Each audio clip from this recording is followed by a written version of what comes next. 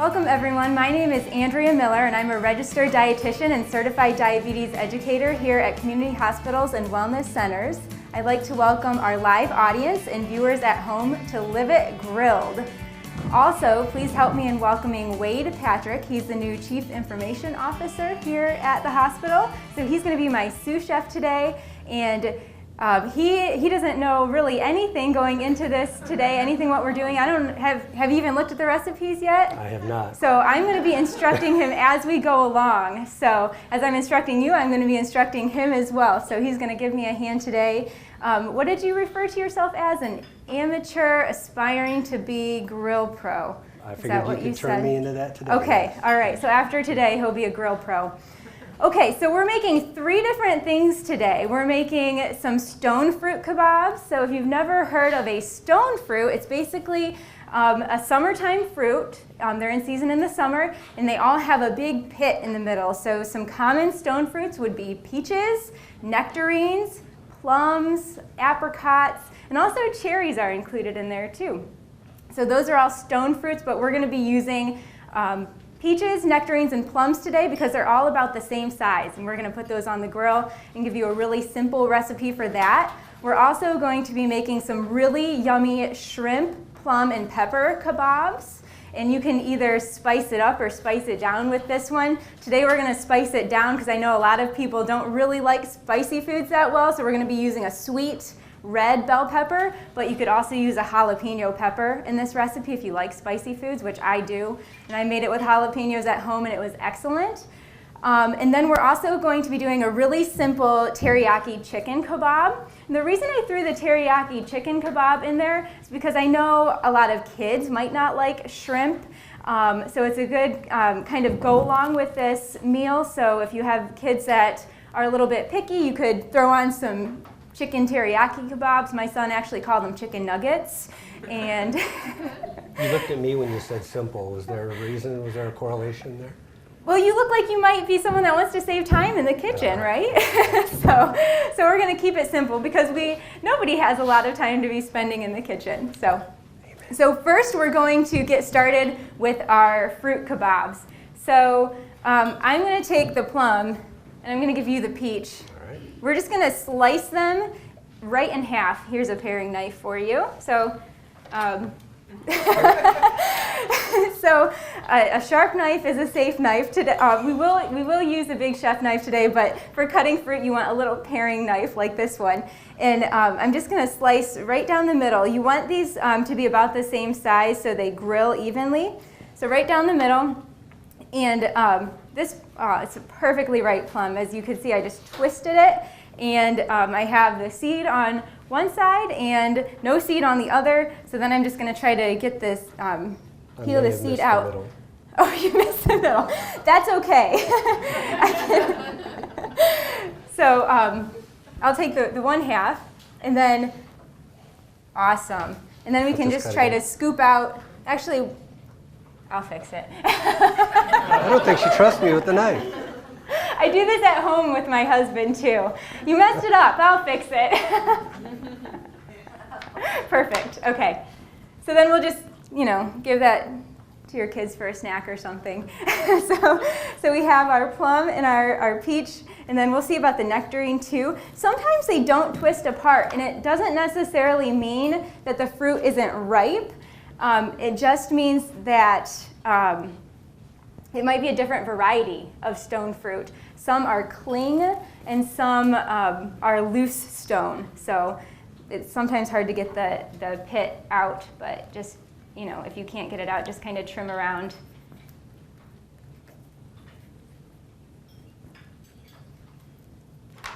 Okay. All right, so we have our stone fruit ready, and now we need some skewers. So Wade, I'm going to have you grab 2 skewers. I'm going to give you one of each too, or one of each. Okay.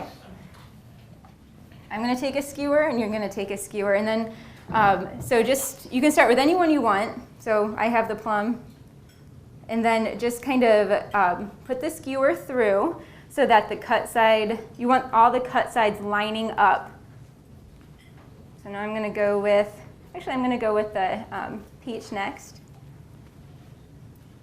Just kind of put them on the skewer so all the flat sides are together. Okay. And then we're gonna, awesome, place them on our platter. Beautiful. I think his is better than mine. All right. And then to make it a little bit fun and to help with the caramelization of the fruit, we're going to put just a little bit of sugar on. I think for the recipe, I hope that, yeah, this is the sugar. Right? This is the sugar. The salt and the sugar look very similar when they're in white bowls that aren't labeled. So this is the sugar, and I'm just going to sprinkle a little bit of sugar on each one.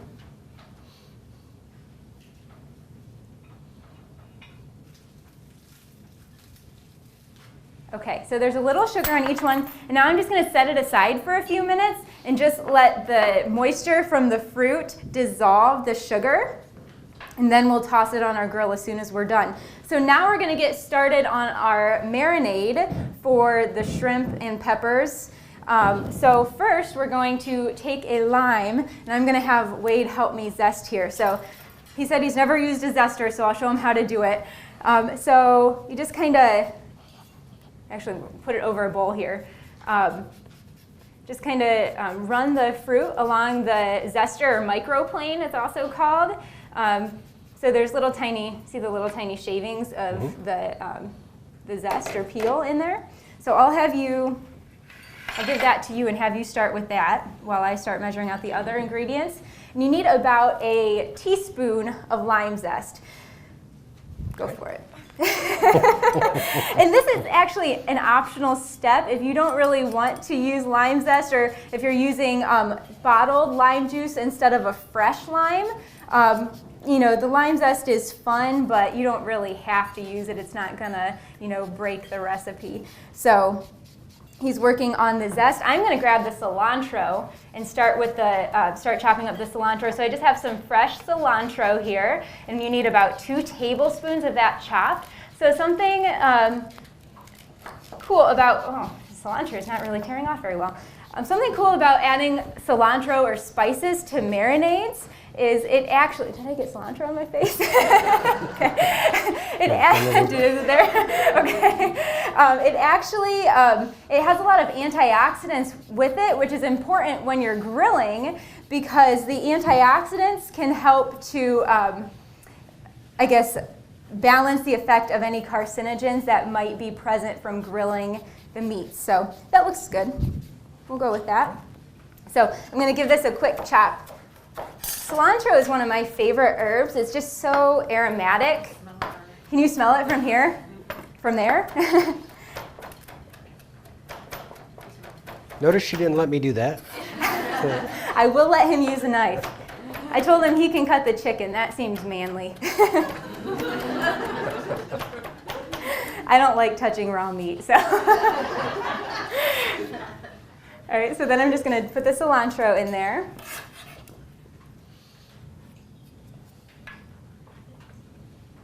Okay, and now we need some lime juice. So I'm going to roll the lime to help release some of the juices. We need about 3 tablespoons of lime juice. So I have an extra lime here just in case we need a little bit extra. Actually, I was going to dump that in here.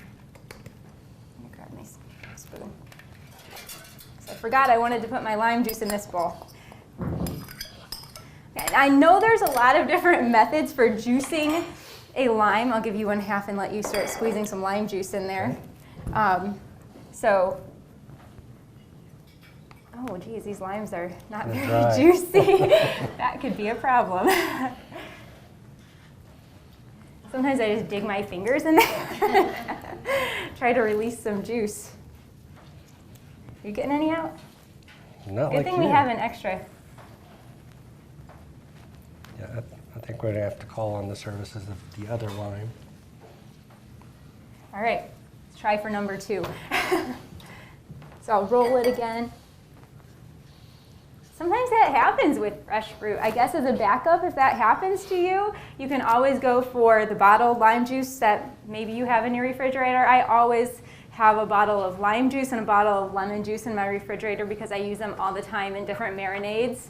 And also just for keeping fruit fresh, like avocados or whatever fruit. You know how they get kind of brown? If you squeeze some lime juice on them, the citric acid helps to keep them from turning brown. So that's why I always keep, I'll give you that one again. Bad limes. I'm just going to, again, kind of dig my fingers into the pot just to hope I can get some juice. All right. We did wash our hands, right? Yes, we did.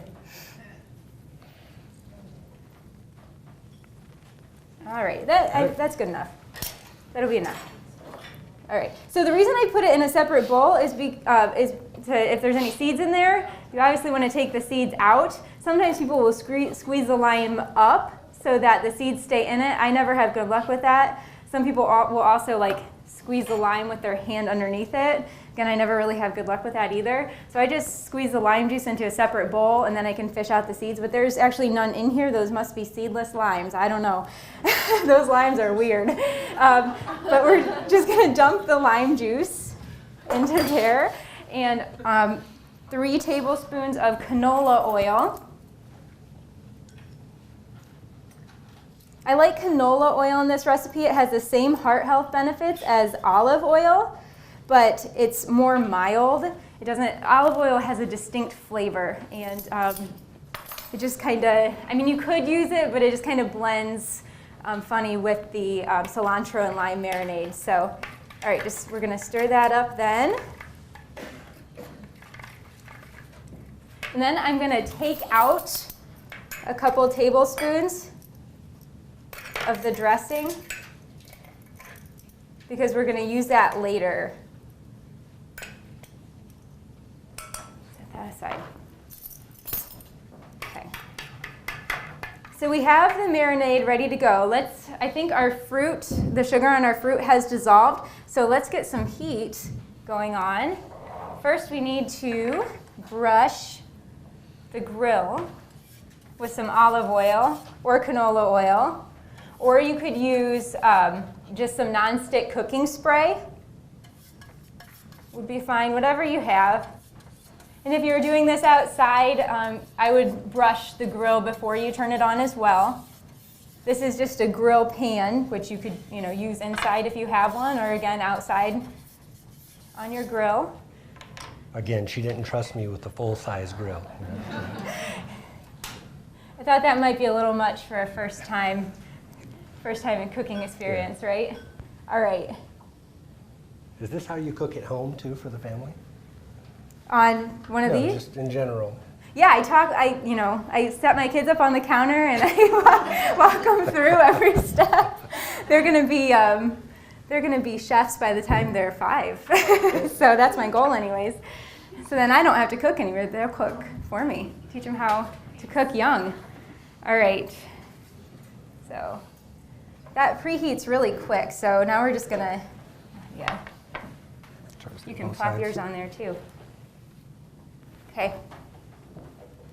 So they're gonna cook for about 5 minutes until they get a little bit of a char on them and they're heated through, and then you just pull them off and they're ready to eat. So really simple recipe there. So while those are cooking, we're gonna keep working on our shrimp. So now we have to cut up the rest of the fruit and vegetables to go with our shrimp. So I'll give you the plums and I guess I'll show you one. I'll cut it in half. Hit the halfway point this time. Yes. Actually, the plums are really easy to cut in half. The pit, they must be a loose stone plum variety, so the pit comes right out of these. So these are, great job. And then just take the pit out and cut it into about thirds. It doesn't have to be exact. So cut each half into 3.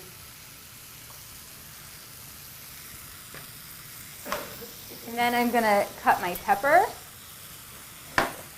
And you just want it kind of in bite-sized pieces. I like to use a paring knife to get the seeds out.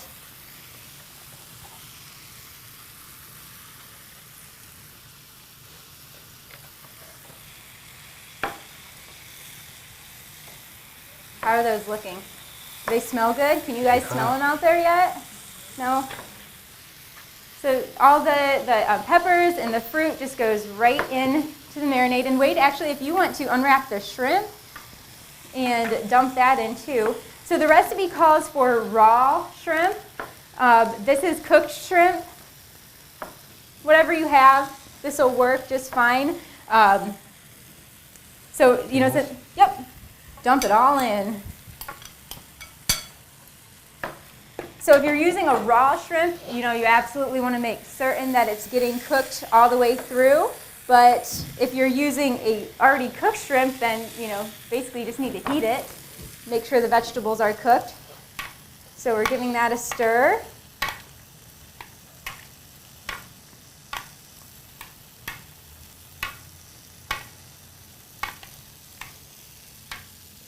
Are they warm on top yet?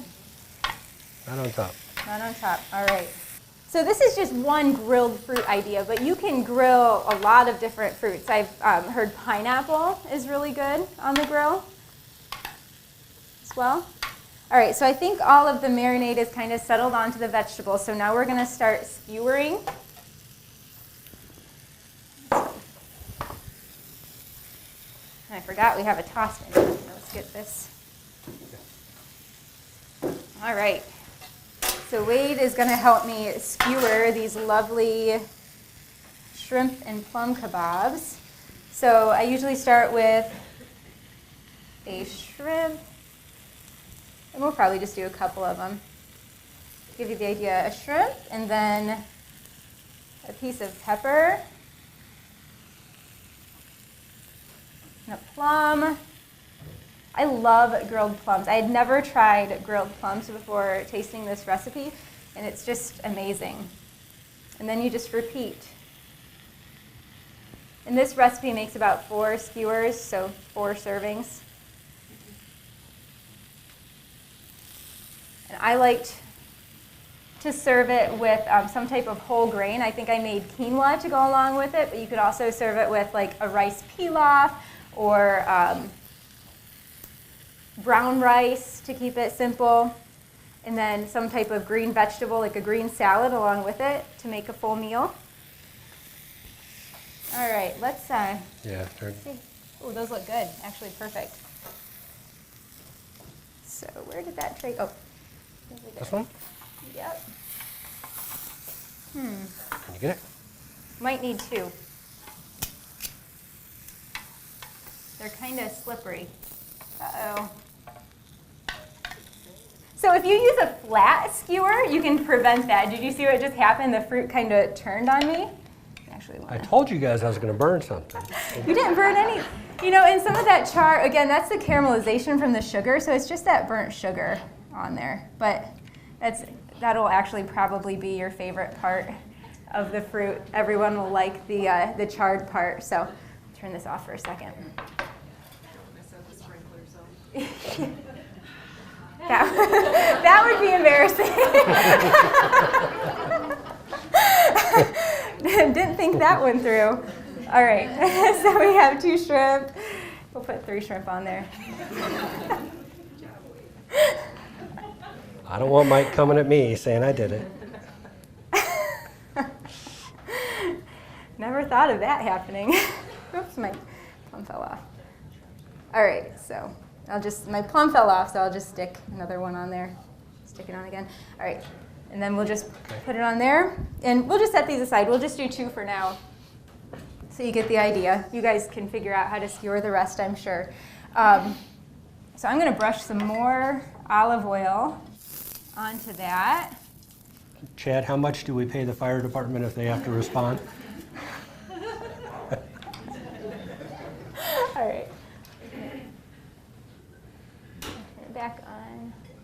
All right, so now we can throw these onto the grill. And again, you're just kind of, since the shrimp is already cooked on this, you're just trying to heat it through. If you were using raw shrimp is kind of a gray color, and you would want to make sure it turns pink, so it turns pink when it's cooked. So we'll let those go for a second, and now we are going to start with our chicken. We'll set these aside so that's finished. Okay, so first let's start with our marinade. So I'll have you grab that bowl down there. And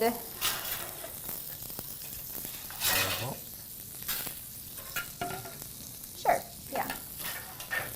Move this out of the way.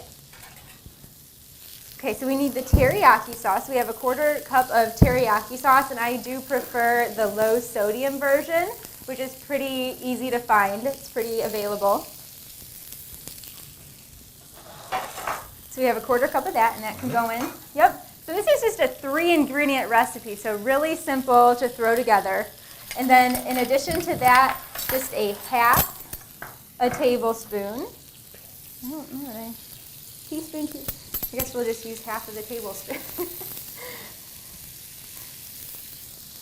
And just kind of stir it together.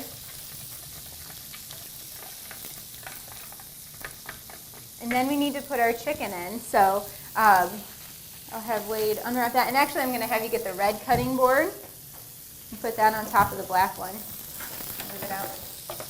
So we have a red cutting board, again, for food safety. So in the kitchen, they have a special cutting board that all the raw meat is cut on, so that if there's any bacteria remaining on the cutting board, it's okay because they know what they're cutting up on it will be cooked. And that's also a good decision to do at home, too, to have special cutting boards for raw meats and for your fresh vegetables so that you're not getting, raw meat on your raw vegetables. So we have boneless, skinless chicken thighs, which actually you can find in the store. I'm using my hands here. Okay, don't try that at home. So you can find boneless, skinless chicken thighs in the store. You don't have to debone them or skin them yourselves. They're pretty available, and I like using chicken thighs because it's a dark meat, and it's a little bit more flavorful and a little moist. And I'm not a huge meat person, but I don't think there's anything worse than a dry, flavorless chicken breast on the grill. So we're using some chicken thighs. Also a good source of iron. The dark meat has more iron than the light meat. So also it has a lot of nooks and crannies from being deboned. So all those nooks and crannies hold on to a lot of the marinade and make it really flavorful.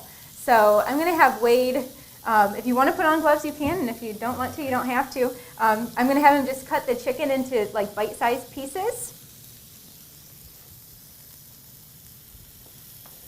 You can come a little bit bigger than that. Okay. See, he's doing a great job. He doesn't need me to instruct him. We'll see how these are. A couple more seconds there. I'm going to put on some gloves and, oops, my gloves are over here. Need midget gloves.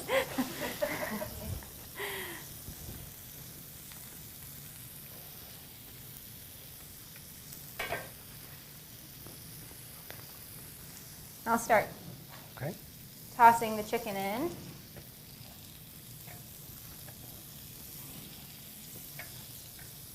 Just stir. Actually, with my clean hand.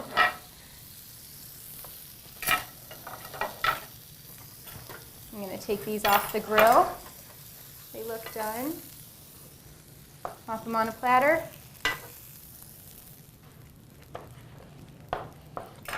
And then with a couple of tablespoons of marinade that I saved, you can just drizzle that on top just to give it a little extra flavor.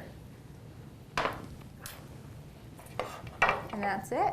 Our second recipe is all done. Okay, so the chicken is cut up, and you're just kind of stirring it together.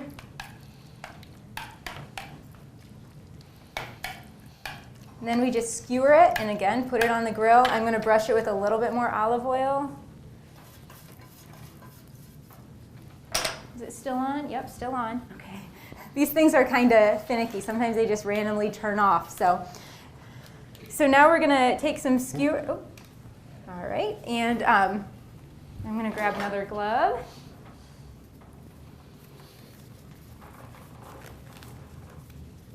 You're going to remind me to wash my hands when I'm Yes, done too, right? yes. And then you just kind of put it on the skewer. And again, we can just do one each to give everyone the idea.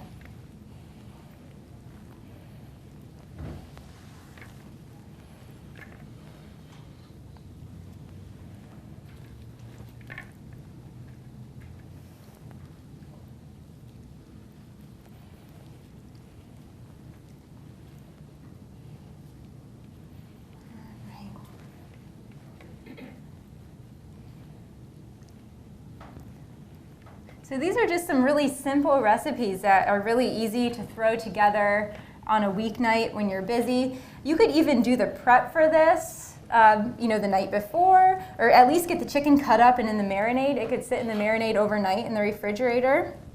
I think I'm going to stop there and I'm just going to toss it on. It's a nice sizzle. You're pretty good at filling in the dead spots while we're doing stuff too. Yeah. So, yeah, you could put this together the night before so that it's ready when you get home from work. All you have to do is turn on the grill and get things cooking. So that's pretty much it. We're just going to wait for this to cook, and then we're done. So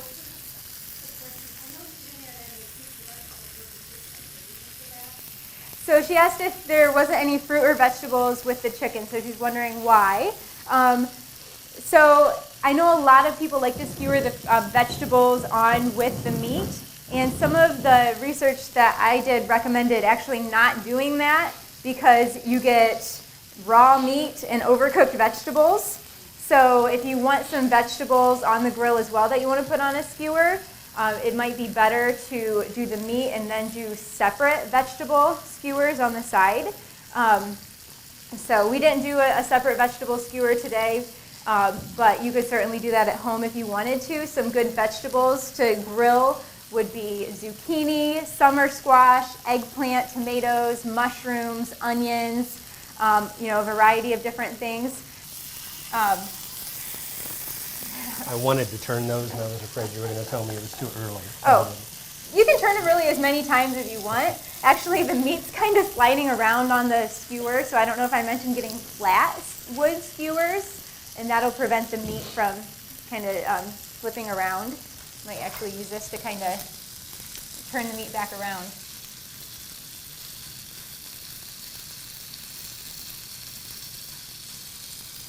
So just keep flipping them until they're all cooked through. There's no more pink.